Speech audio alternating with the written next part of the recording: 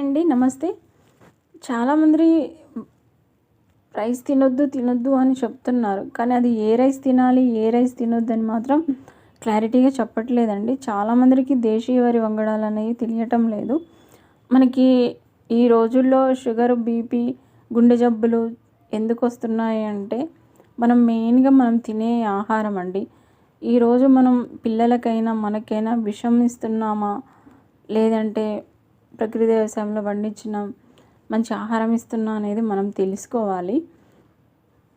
దేశీయ వరి వంగడాల్లో నవార అనేది చాలా ప్రాముఖ్యత అనేది సంతరించుకుంది. షుగర్ వ్యాధిగ్రస్తులకైతే వరం అని చెప్పుకోవాలా. చాలామందికి మేము నవార రైస్ ఇచ్చినప్పుడు మేడం చాలా ప్రాసెస్ ఉంది, మేము వండుకోలేకపోతున్నాము అని చెప్పారనమాట. సో దానికోసం అనేసి మేము దోస ప్రీమిక్స్ అనేది రెడీ చేసాము నవార రైస్ తోటి.